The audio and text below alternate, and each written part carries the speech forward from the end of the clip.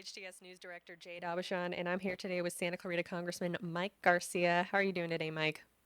Hey, good morning, Jay. Good to talk, or good afternoon, I should say. Good to talk to you again. Good to talk to you too.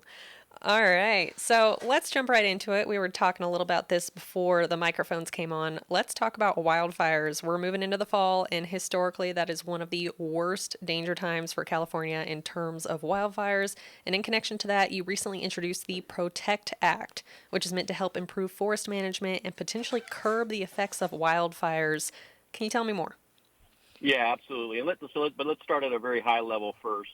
We are coming up again on the wildfire season, but the reality is now what we're seeing in our local areas and throughout California and the West is that the wildfire season is actually year round almost at this point, right? Not only the drought, but the lack of forest management. And when you look at what causes the fires, it's not global climate change. It's not global warming. I'm not one of these guys that disputes that the climate is changing. But the reality is that these wildfires are a product of the fire triangle. It's fuel, oxygen, and ignition. We're not going to remove the fuel from our atmosphere or the oxygen from our atmosphere, obviously, but we can remove the fuel from our forests, and we can work to mitigate where some of these ignitions are happening that cause these large wildfires. And so the Protect Act is addressing primarily the removal of fuels from our forests, what some people call forest management. Some people call it, effectively cleaning up our forests. But this is removing some of the dry brush, burning some of it off in what's called prescribed burns. These are practices that we used to do in the 60s, 70s, and 80s, and then because of environmental concerns, they stopped doing these things. But what they found out since then is that in the end, all of this land ends up burning, but in an uncontrolled fashion during the wildfire season. So what the Protect Act does is it basically improves forest management and allows more flexibility for federal land managers to utilize active management methods like the prescribed burns, but to actually go out and set aside tens of thousands of acres of federal land to start clearing the brush and actively and proactively doing it before it catches on fire. And a lot of this is driven by not only the fuel in our forests, but also the reality is that the population of California in our rural areas and also in our suburbs has effectively doubled just in the last 20 years. So now you've got more people living on the edges of wildlands. You've got a homeless problem and population that in many times is contributing to the ignition side of this. So we've got to look at those sources. And a 2-degree increase in the global temperature in the last 140 years is not the reason we're seeing more forest fires. We need to invest in large aerial tankers to help fight the fires once they've ignited. We need to help prevent the ignition of fires by making sure that we're doing things and clearing brush. And then we need to make sure that we're removing as much of the dead forest, whether it's shrubs or trees, that effectively acts as the primary fuel once these ignitions happen. And if we do those three things, we can mitigate this. And obviously here in the district, it's 106 degrees right now. Luckily, we don't have high winds, but we're vulnerable year-round right now. And these are the types of things that will help mitigate it moving forward.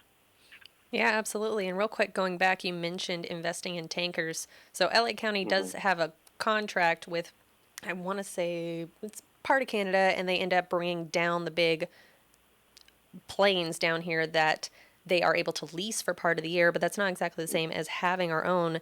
And Yep. connected to that, you recently sent a letter along with other representatives to the Secretary of the Interior and the Secretary of Agriculture detailing some concerns about possible jet fuel shortages and how that could affect like management of wildfires. Apologies. Yeah, absolutely.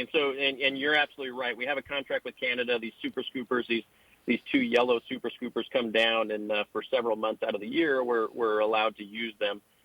The unfortunate reality is those super scoopers really aren't that big. They look big when they fly over your house, but compared to a C-130 or a DC-10 or a 747, they carry about one-third to one-fifth of what those other aircraft carry, and they actually carry water instead of the red powder, the Phos-Chek. So what happens is when they drop that water, a lot of that boils off or evaporates before it hits the ground, and it's ineffective. Plus, they're super slow. They only go about 120 miles an hour, whereas something like a C-130 will get up to 350, 400 miles an hour. The larger aerial tankers, these big wing tankers, unfortunately use more fuel, And what we're seeing right now as a result of COVID is that a lot of the aviation fuel supply chain, and it's primarily the truckers, are not either working or have not been asked to come back to work, and are effectively not servicing a lot of the airfields where a lot of these large aerial tankers will be based out of. It's not as big of a problem in California. We actually don't have the fuel shortages that maybe Colorado, Arizona, Nevada, and Utah are facing. But in the end, we're all dependent on each other for those resources and for those tankers, and it's going to impact California over the next couple of months. So this letter that was sent to Secretary of Interior Holland and Secretary of Agricultural Vilsack basically says, hey, we've got a problem here. Pay attention to this and brief us on what your plan is. And how are you going to basically get more fuel distribution strategies laid in so that we don't run out of gas in the middle of fire season? And we've yet to hear back from them. I don't expect to hear back from them, to be honest, but I'm hopeful that at least we put a bright light on the problem, and ideally these trucking companies get back to work, and we are actually able to get some of the fuel to the airfields that need it. That's very interesting. I'm sure a lot of people have noticed, going to their favorite coffee shop, they'll say, hey, sorry, we're out of these pastries because of supply Yeah, shortages, but I don't think people really yeah. think about the actual impact of that. Yeah, and it's a full spectrum. Every part of our lives right now is being impacted.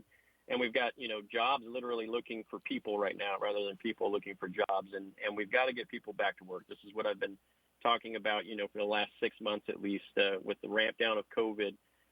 People need to try to go back to work. The jobs are there. The pay is good. And frankly, the government needs to stop incentivizing people to stay home, and they need to incentivize people to get back to work so that our country can hit on 8 cylinders all over again. Perfect. Thank you for that explanation, Mike. If you're just joining us, we are here with Congressman Mike Garcia, representing California 25th District, including the Santa Clarita Valley, and he's telling us about what he's been up to advocating for his constituents here and beyond over the past couple of weeks. Now, Mike, connected to this whole thing with getting people back to work, supporting Hmm. them, and you're a former veteran yourself. You represent an area with a relatively high population of veterans, and you recently called for a pay raise for service members to at least $15 an hour at base pay. Is this a part of that whole idea of getting people not only in the military the recognition they deserve and the pay they deserve, but supporting the economy once again? Yeah, it serves many purposes, but the biggest one is to just frankly get our military members and their families up to a quality of life and a living wage, frankly. About 25% of enlisted personnel in the military are eligible for food stamps, which is wild to think about. If you've been in the military and an enlisted member, regardless of the branch, for 3 years, the chances are you're probably making only about $22,000 to $25,000 a year. And imagine in a scenario where you get orders to a different state and your spouse can no longer work because he or she is no longer qualified in their respective profession. So I've done 2 things here to try to make the quality of life for our service members at least commensurate with minimum wage, which is $15 nationwide here shortly, which really isn't a lot of money either. It's only $31,000 a year. But basically requiring that all basic pay salary tables be anchored to a minimum of $15 per hour. In the end, the federal government either pays for food stamps or we pay for a salary, and in the end, our troops deserve and they desperately need to be able to make a living wage. The second bill that I wrote, and I'm the original writer of, is the Military Spouse Reciprocity Act, which is something we've talked about, Jade. But this allows the spouses of the military member to be qualified regardless of which state they get orders to for their respective industries. So if they're, say, a real estate agent, but they're living in Virginia and they get orders to California, their real estate license is from Virginia is recognized in California. They don't have to spend all the money and time getting recertified here. This is critically important, not only for the families, but also for our communities. We have a shortage of teachers, shortage of nurses, doctors, dentists, all of the professions that require certifications. We can benefit from the spouses of the military members. And so this is something that, in conjunction with a pay raise across the board, and we're not talking a lot of money here. When you look at the dollars, it's really not that much money, and it's the least we can do for our active duty service members. No, absolutely, especially if somebody's is working in supporting the government, it should be a reciprocity there in some way or another, especially when people are often giving so much. Yeah, absolutely. Spot on. All right.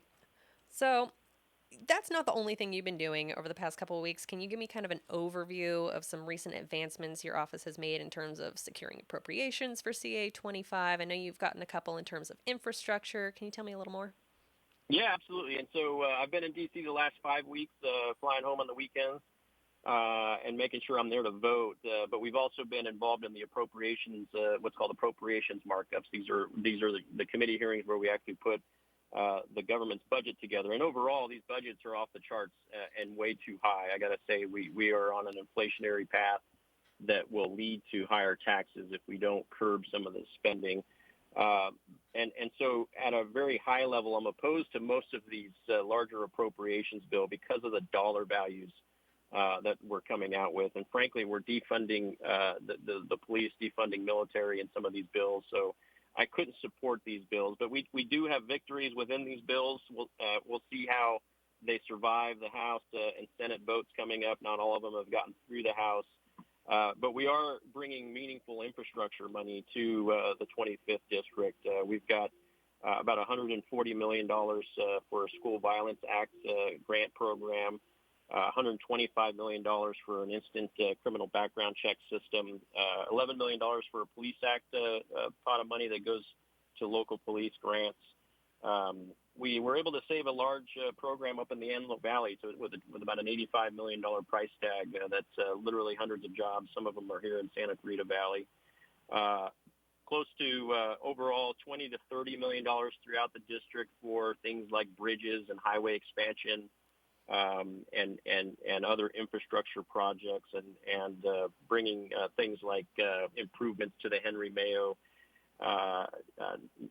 Newhall Hospital breast health equipment, upgrading their equipment there at the breast center, and also bringing pilot funding to COC to help them with an advanced manufacturing capability pilot program. So lots of wins, good, meaningful projects that actually not only create jobs and improve our infrastructure locally, but things in the long term that generate revenue for us and end up paying for themselves. So we were part of the solution, and we're looking forward to getting these things across the goal line. But like I said, there's a problem with our government right now spending too much money, and so at a very high level, these appropriations bills are adding up to a massive deficit that our country can't afford. And so for these reasons, I'm fighting that fight, just trying to make sure that our taxes don't go up, making sure that our kids and our grandkids don't inherit a death sentence in the form of $30 trillion worth of debt here. And